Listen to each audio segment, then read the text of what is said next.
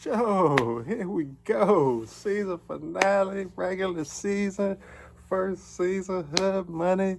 There's a lot of winners out there last week, 4 play, you know what I'm saying? We got you in there, 17 wins, 17 weeks, you know what I'm saying? It was a group effort. We worked on the parlays, we put them joints together for you this week. I mean, this season, this week, we got some stats for you to throw at you.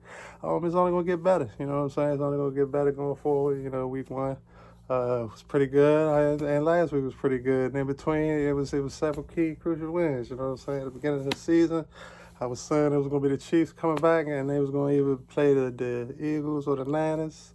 As the season progressed, as you can see, it looked like it might be the Eagles, but we got the Lions out there, got the Packers out there, the North was strong out there. You got the Vikings. You know what I'm saying? You got the Commanders going for it.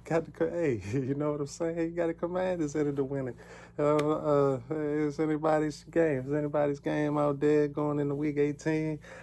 We picked up some crucial victories last week. Holiday special cashed in early, and then we came back and got the Detroit two separate parlays. The last game, Detroit pulled it out over the Niners. The Monday night game, get us back where we needed to be for the year. There you have it. You know what I'm saying? We had three winners. We did 5 parlays, the holiday parlays. You know what I'm saying? Over-unders, pretty solid, pretty like what we've been doing all years. As you're seeing the stats, about 5 out of 10. You know what I'm saying? 5 out of 10. There's a couple crucial ones.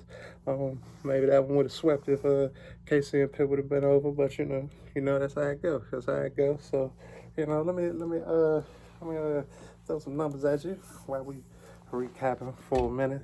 Week 17 took us into that winning territory that we was trying to get into. Next year we hope to get even more W's.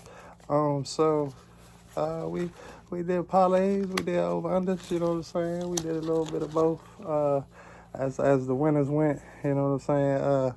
Not including the 5 we're gonna do this week. We had 69 total parlays, you know what I'm saying?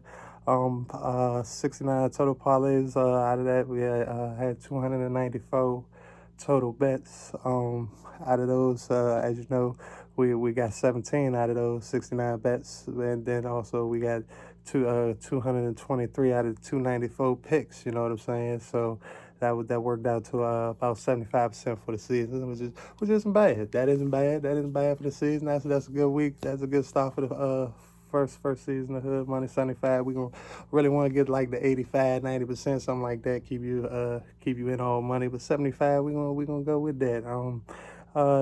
Best weeks was the past few weeks was week 13 through weeks 13 through 17. We had 8 total winners in those weeks. 4 guaranteed money weeks. All 4 was winners, getting 6 wins out of those possible 12. So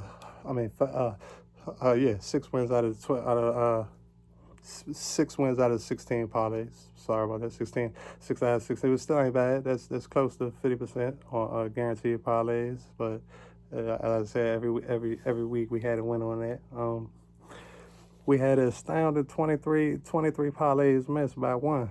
That's how close it came from being potentially like 30 wins for it, which is what we're going to get into for next season. We're going to be shooting for like 35, 38, something like that. But and then we had 22 parlays that didn't cash in with 2 teams. So altogether that's 45. That's 45. There was either 2 or 1 pick away. So pretty close on that. We're gonna have to improve those numbers. We're gonna have to get those numbers lower to get the wins up. You know what I'm saying?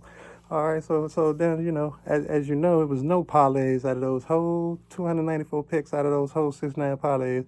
It was no parlay where we lost every parlay. It was 0 of those. You know what I'm saying? and that's always crucial because you never want to have a parlay with all losses because, I mean, what is we doing it for? And then we out of those 69, we had seven of those parlays with 3 or more L's on them, which isn't bad at all. Want to bring that down? Want to bring that down a little bit, and like I said, bring the W's up. But pretty productive, pretty productive. Yeah, we had 2 winning streaks. We had three straight games both weeks. The best week was week 6. We went 16-1. That was amazing. 16-1. The worst weeks, the worst weeks was weeks 2 and 9. We went 8-9 overall. And those controversial weeks right there. We also didn't win in 6 out of the 17 weeks at all, which we got to bring up. We got to bring all that up. You know what I'm saying? So, like I said, pretty productive week. Yeah, over unders played at about 55%. Over unders played about 55% this year. 73 of those. And of course, it's a little more rougher. We only had one almost cash in by one. We had 8 cash in almost by 2, and but it was a couple. We did a couple multiple parlays that landed us in a little trouble there, but we hoping to bounce back on the over under. My man from the streets, his parlays. Of course, he beat every contender that stepped up this year and caused some crucial wins. He was at a 70% clip. And that looked pretty good. We're gonna bring that up. We're gonna try to bring that up to 80%, and we're gonna work on that. We're gonna work on that. And so there was the numbers. We had 12 double digit winning streak. The pick weeks. You know what I'm saying? But we pretty much covered it all. We covered it all. We did it all for this year. There's nothing else left to be said. Weeks 1, 3, 4, 6, 7, 10, 11, 13, 14, 15, 16, 17. As you know, I called at least 13, tried to give you 13 teams to match them in those spots. I didn't call every one, but out of those weeks we had double-digit wins, which was once again strong. We had some good moments. We had some good moments. 2024, you know what I'm saying? It's out the door now. 2025, we're gonna try to survive. We're gonna try to survive in these playoffs. You know what I'm saying? Because it's coming up. You know what I'm saying? As usual, here we go once again. The big board. Here where we started from week 1, we coming back. Week 18 with the big board. It's never left our side the whole time. It's been very dependable, very reliable, and it's gotten us in there on several occasions. There it is. Just breathe that in. Breathe all that in. There it is. Right there. Okay, we got a special part of the year. Until not this Monday, but the Monday after next, we will be having at least one football game every day of the week. Every day of the week, whether it's college or pro, there'll be a football game from here on out until the 10th of January. Okay, so here we go. We got the first Saturday matchup. We got the Browns versus the Ravens. The spread is laughable. The spread is hilarious. The spread is 20 points. You know what I'm saying?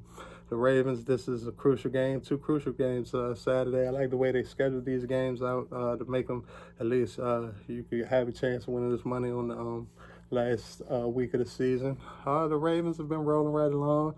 Ravens are number 1 in that North, still trying to lock that spot down. All the playoff spots are locked down except for the wild card, number 7 seed. We're going to get into that.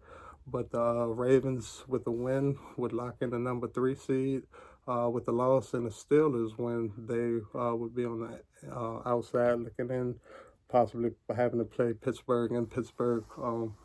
Also, we're going to get into that game. We'll get into it. But Pittsburgh game is a couple hours later, and depending on the outcome of this game, it's going to depend on a lot on what Pittsburgh, whether they use all their weapons to get that victory, which they probably still will. But for this game, which is not going to be close, Cleveland's been struggling all year and doesn't look like it's going to get any better this week. I look for the Ravens to win this game by at least 2 touchdowns. Not sure about that 20 points. I would take the Browns to cover those points because not really looking to blow the team out, just looking to get a solid win here. 2 touchdowns should do it, and that should get them the AFC North crown for this year. Lamar Jackson still in that MVP conversation. We'll see. Which leads us to that next game, the Bengals and the Steelers. The Bengals have won 4 straight games, have a chance to finish over 500. And if Denver should happen to slip up and Miami should happen to slip up, they would end up in the playoffs, the longest of long shots. But they have been winning recently, and they will be playing the Steelers, a team that does have more to play for than just the division crown. If they should happen to win this game and the Ravens should happen to also win, they would lock down the number 5 seed, which means a trip to take on the Houston Texans, who are the only playoff team with a plus minus for the year, which means the teams they played score more points than they actually scored. And if they should happen to lose their last game, they would only be 1 game over 500. That'd be advantageous to play them in the first round as opposed to having to go to fall to the number 6 seed and having to play the Ravens in Baltimore.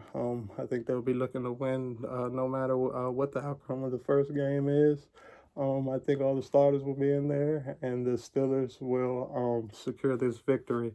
The Bengals, like I said few weeks ago, their conference record is just too bad at this point, and they could get in, but it's still a very long shot. They should have started better early in the season. The next matchup brings us to the Panthers and the Falcons. Like I said a few weeks ago, the Falcons should win all their games except for that Commanders game, which they went down in flames. Penix did not look comfortable at all. Had some turnover issues and just didn't look the same as it looked against the Giants. The Skins ended up taking that one on Sunday night and ended up capturing their playoff berth for the year. They'll be playing the Panthers. They still have an outside shot. There's only one playoff spot left in the NFC. It's the division crown in the NFC South. It's between Tampa and the Falcons, and due to the Falcons winning against Tampa Bay twice, they still actually have a chance if Tampa Bay should stumble and the Falcons should win this game, which they definitely should win this game, then they would actually make the playoffs and have a home playoff game. I know that sounds amazing, but yes, that's the way it goes when you win when you win your division. Falcons are a little more than a touchdown on the spread. I like the Falcons to win this on the money line. Penix still needs a few more games. He's just starting in the NFL, even though he does just like Bo Nix. He has several years of college experience, NFL experience. He's still going to need a few more games to get himself together. I see the Falcons being very strong next year. A lot of young weapons for Penix to work with, and if they get some solid defensive players, they should be just fine going into next year. I think they do win this game, and they challenge Tampa Bay to actually have to win that game. All right, that leads us to one of maybe 4 or 5 big games this week. It will be the Commanders and the Cowboys. Last time the Commanders played the Cowboys, Commanders were double-digit favorites. This time they are 6.5-point favorites. First time in about 25 years they've been more than the field goal favorites in Jerry World. People had big faith in them, just like the first game. The only difference here was the injuries. Jaden Daniels is still nursing a rib injury. He looks to be back fully healthy.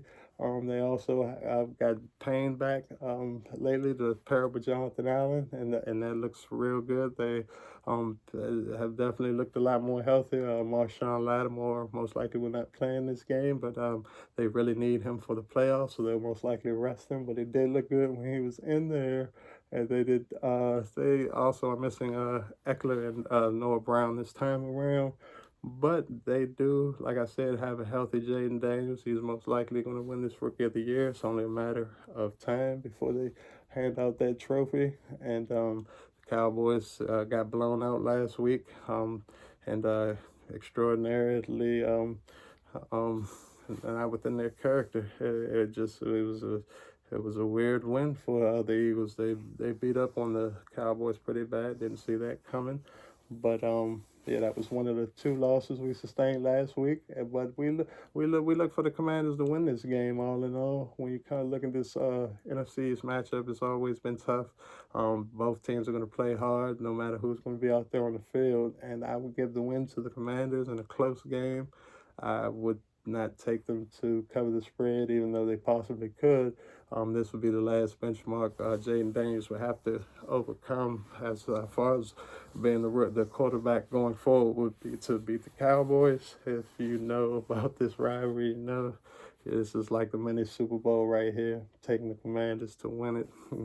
You know it. You definitely know it. All right, our next matchup is the NFC North matchup, the Packers versus the Bears. Packers, they took a L, and last week they'll be looking to bounce back. They actually with that loss dropped into the 7th spot, and with a win and Commanders loss, they can actually get back to the 6th spot. But if both of the teams win by virtue of conference record, they will remain in the 7th spot. Look for the Bears to continue to go with Caleb Williams as far as they can go with him. He's been trying. It's not really looked good. Looks like the lesser of all of the rookie quarterbacks that were drafted last year. His numbers have been pretty good, but that's because, like I said, the pieces around him that they brought in were outstanding. Don't know why they didn't leave Justin Fields there to take advantage of that good situation that was perplexing. That was perplexing trade right there. They should have kept him with the weapons. I think they were able to work out a lot better for Chicago. They look like they're always just one move short of really pulling off a run. I look for the Packers to win this one at home, going away. Of course, I don't take the money line on that big of a spread, but definitely would take them to win. And most likely, I would take that spread if I was taking that game, which one of the games I'm just going to stay away from for this week. The next matchup is the AFC South matchup, Texans-Titans. Like I said, Texans been rolling right along, picking up crucial wins, clinched the division a couple weeks ago. Basically by default, nobody's really good in the AFC South. Nobody else has a winning record. The Titans are shuffling quarterbacks. They're going to go with a system. I've always liked the system I think Pittsburgh should employ. When you have two good quarterbacks, you should use them both in the game. It makes sense because, it makes the defense work harder because they have to game plan for two different quarterbacks doing two different things. It makes sense to me. I don't know why Pittsburgh doesn't do it a lot more, but yeah, they're going with it this week. The Titans are going with Rudolph and Levis. They're going to run them both out there and see what the results are. Titans is interesting. Titans are a very good end of the year. I mean, when I say end of the year, I mean last game of the season team. It doesn't matter, even though they look primed to get this second pick right now. Looks like the Giants will get the first pick. But it doesn't matter to them. It doesn't matter if it's a pick. If it's for seedings. It doesn't matter. They're going to try hard in this last game. I guarantee you they'll try hard, which is why the bookie does have them favored. That is not a typo, and I like it. I'm going to go with it. I've seen it many years. I've seen the Titans show up in their last game of the season when you expect for them to not. And I'm going to take the Titans to win that game to push Houston to 9-8 and to keep that plus minus differential in the red for the Texans. Not a very good showing for the AFC South this year. All right, the other NFC South matchup, one that's not really going to be for anything, seeing as if the Colts got destroyed last week by the Giants, was very unexpected. They were supposed to also be looking for this wild card, but now eliminated. They'll be going with Joe Flacco. Richardson is done for the year. The Jaguars have picked up a couple of wins. They could possibly still get a top 5 pick with a loss. They're going on the road playing the Colts. Joe Flacco, which could probably be Joe Flacco's last game. We'll see how that goes. Look for the Colts to play most of their players just to pick up this W and have a successful end to the season. Looking forward to next season, looking for something to build on. Jaguars just really looking to get their franchise quarterback that they selected, Trevor Lawrence, back, and that'll happen next year. Just trying to play out the year. I would take the Colts to win this game at home. All right, our next game features the Bills and the Patriots. The Bills are locked into the number 1 seed. Patriots are trying to, like I said, get that possibly that number 2, number 3 pick somewhere in there, depending on how the wins and losses fall this last week. Patriots have been playing inspired football for their coach. Drake May has looked a lot better. He's looked a lot better. He doesn't necessarily have the weapons. That's how it is. That's why they put these quarterbacks on these teams, is to make the advantage fair, to make it the fair play rules are in play in the NFL. You might have a good quarterback, just doesn't have the weapons. Yeah, you don't really know what you have with him right now. He's picked up a couple of wins. I don't believe he'll pick this win up. They played them tough in Buffalo a few weeks back. Was a big spread. They covered that spread with ease. I look for the Bills to be focused. The thing about these last games, even when they're not playing their starters, which Josh Allen will play for probably a quarter, possibly just to keep his consecutive games played streak going, but they will not play their starters. But when you have these championship level teams, they tend to have players that are second and third string that could actually start for some of these lesser teams, and so that's what I'm looking at when I look at Buffalo. You see the spread, because they are playing on the road and they do not need this game, but I think they will win this game and continue the momentum going into the playoffs, which leads me to another similar game, the Giants versus the Eagles. Giants possibly lock up this number one seed. With the loss, they will not lock up the number one pick. Um, Possibly it's between them and the Patriots. We'll see. The Eagles are locked into the number two seed after absorbing that loss to the Commanders and then coming back last week and getting the W. Looks like all they'll need to do is beat the Giants and win a loss. They're in the number two, but you know they also like momentum going into the playoffs, especially after the collapse from last season. The Giants are continuing to have that quarterback carousel out there. Drew Lock looked very good last week in a win. Looked like they'll be going with him. Kenny Pickett had the injured ribs. Still went out there and pummeled their opponents last week. Look for pretty much the same. Probably not by as many points. I would definitely take the Eagles to win by a field goal at home. You know how that crowd gets. They want to see a winner. It don't matter if it's the starters or if it's the Gatorade boys out there. They want to boo you right out of there if you don't perform. So I'm taking the Eagles. All right, here we go. Saints Buccaneers. Saints Buccaneers matchup is going to be interesting. The Buccaneers fighting for that last spot, which will actually be the number 4 seed. And of course, they would play the winner. They would play the loser of the Vikings and the Lions matchup this week. That would be an interesting week 1 match. That's what they're playing for, and they'll be playing at home versus the Saints. Saints had an up and down season. The quarterback situation, as after Carr got injured, it just never developed into anything, resulting into a big losing streak, and eventually having the Saints looking on the outside. From the outside looking in, Saints will be playing as many starters as they can. This will be an emotional week for them. They'll be playing for New Orleans after that unfortunate tragic bombing that happened earlier for the College Bowl games. Hoping that the city will recover from that, and you know, everything will get sorted out with that situation. They will be playing hard. The spread is big. I look for the Saints to cover the spread. It's already a divisional matchup, and like I said, it's going to be a very emotional matchup. I look for the Saints to keep this game within a touchdown. Keep this game within a touchdown. I didn't take the Buccaneers because that spread is way too large to take them on the money line, and even I wouldn't trust them to take with that many points, especially when they're not actually trying to outscore a team by that many points. They're just trying to get the W, and they should accomplish that and be that last team in the NFC to make the playoffs. Interesting matchup here, Chiefs and Broncos. Here we go for the Broncos. All right, Bo Nix, a lot of big games in college. He puts up numbers. He gets you close. He just can't get you to the top. That was the knock on him in college. And these past 3 games looks like pretty much the same thing.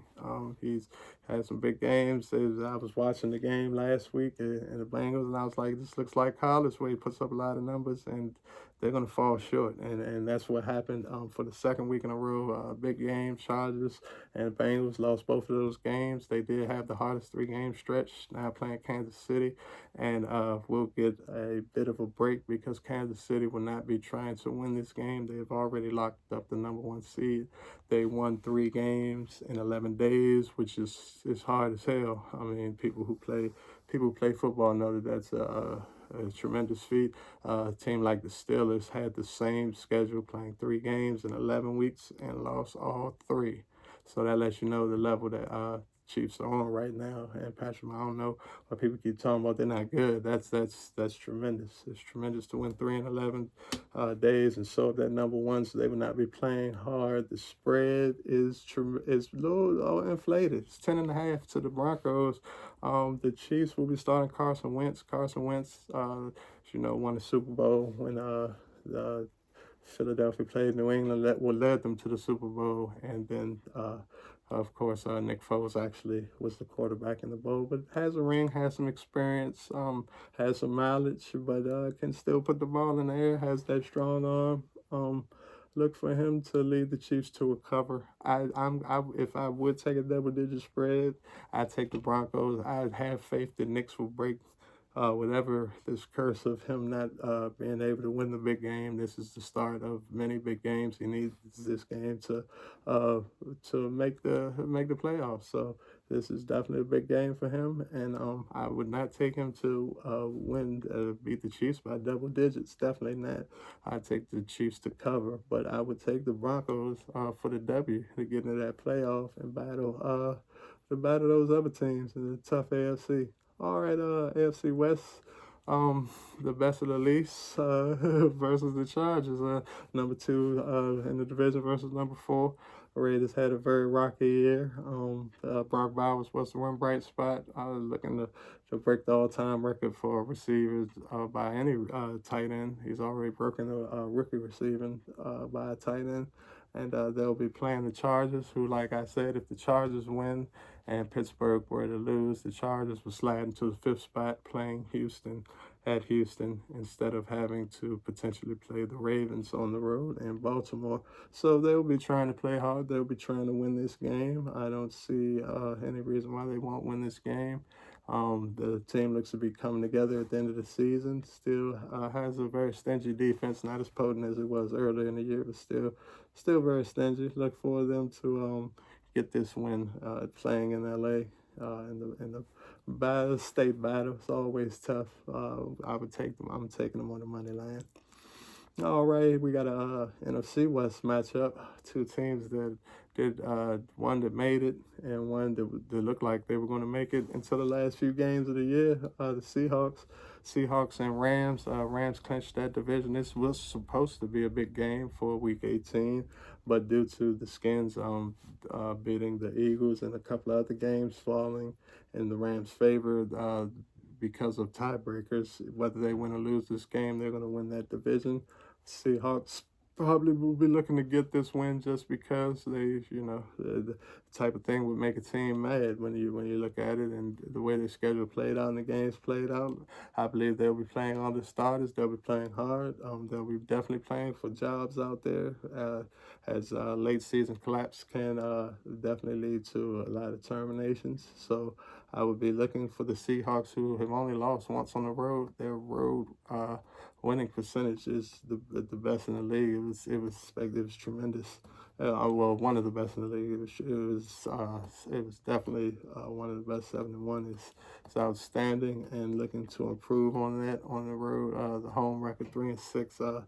You just can't you can't get in the you can't make the playoffs when you get 9 games at home and you finish 3-6. So yeah, looking to go 1-7 on the looking to go 7-1 on the road against the Rams. I think they'll get it. I would take them on the money line. I see this game being played within a touchdown, and look for the Rams to get ready to play.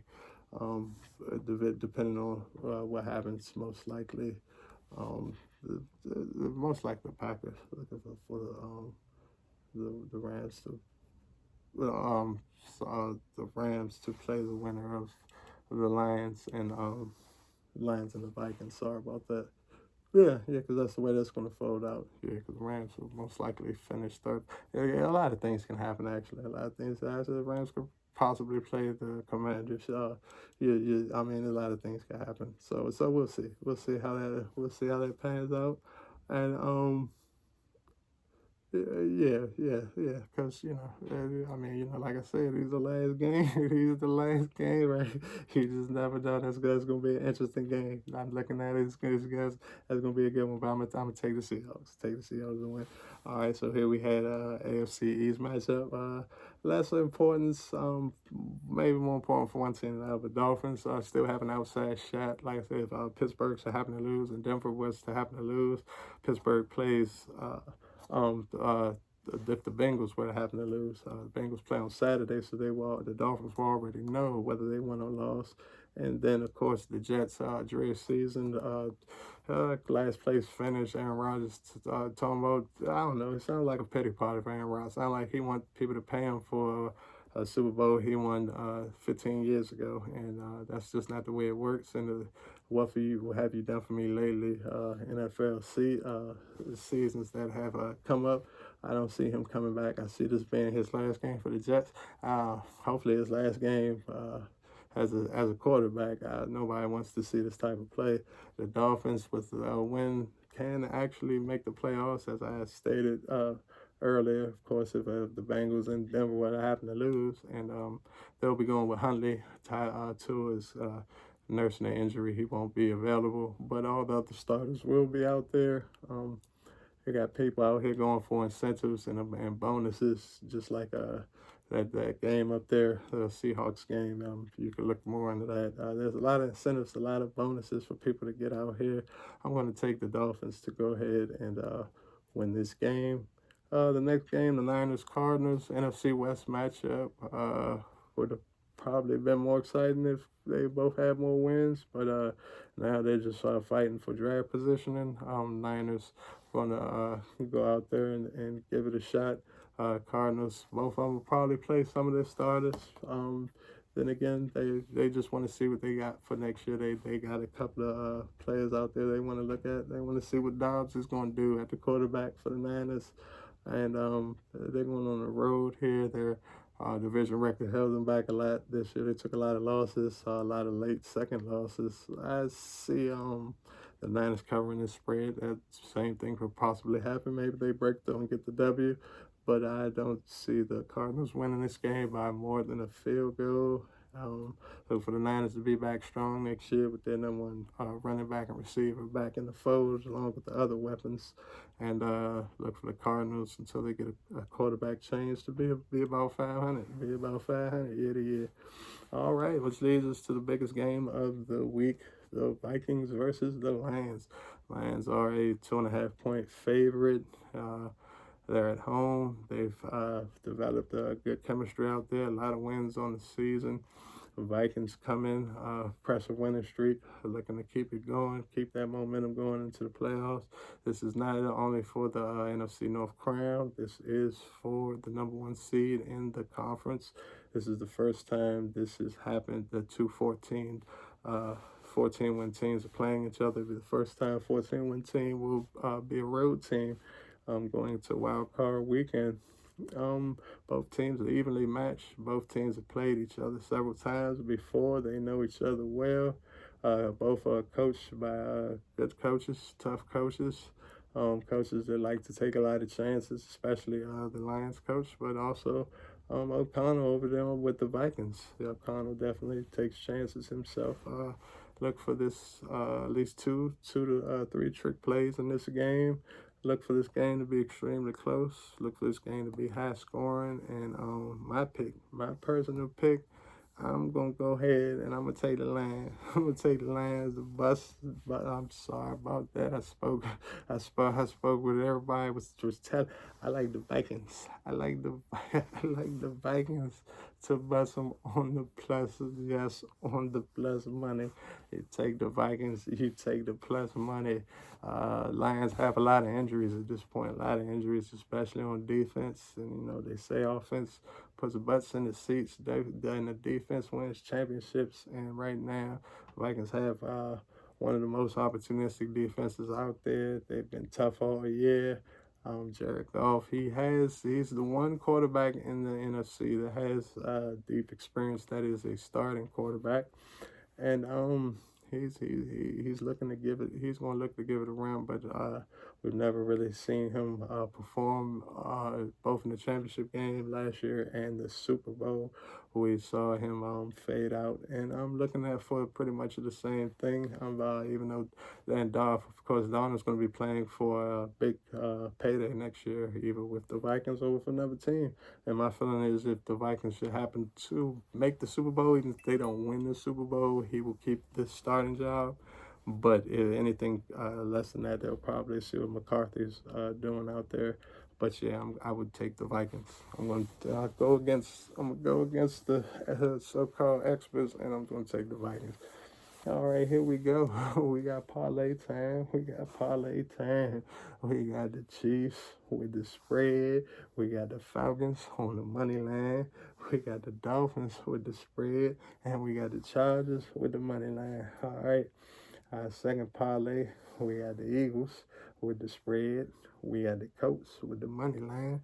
We got the Vikings with the money line. And we got the Commanders also going with the money line.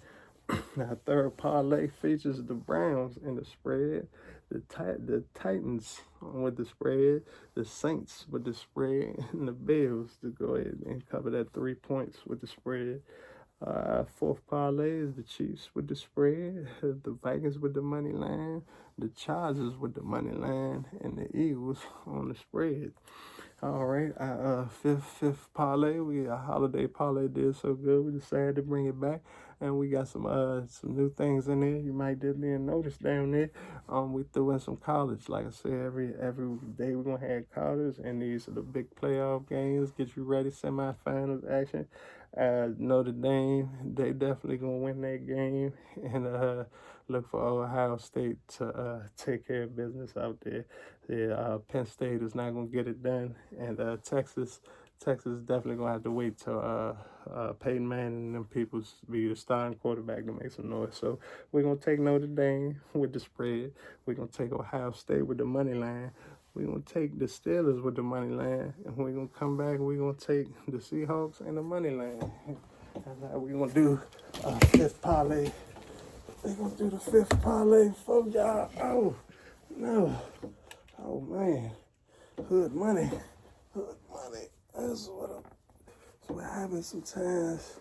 Everything get too bouncy. I'm telling you. It's too bouncy on these seats out here. So it happens sometimes. All right, so the over-under, we got Baltimore and Cincinnati on the over-under, and the rest is overs. We're looking for overs on this week. We got Philly and the Giants going over. We got Miami and the Jets going over. We got Green Bay and Chicago going over. And we got Minnesota and the Lions going over. So there you have it. There they are. Once again.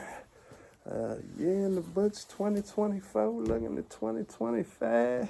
You know what I'm saying? We like to thank you for liking, like to thank you for commenting, subscribing. You coming in with some of y'all over-under picks, trying to get in on the winning picks. We're looking to do more next year. We looking to go in the playoffs. We trying to get that win count up. You know what I'm saying? We trying to get that win count up every week. That's what we doing. You know what I'm saying? Trying to get you in the condo money. We getting you in the bill payment money. We trying to get you in the condo money, house note money. We trying to get the note money. You know what I'm saying? Because that's what make it worth watching. You know what I'm saying? It's make it worth watching. It's make it worth tuning in. See how your boy Benny Boone gonna call him this week. How he gonna put it off that last second parlay.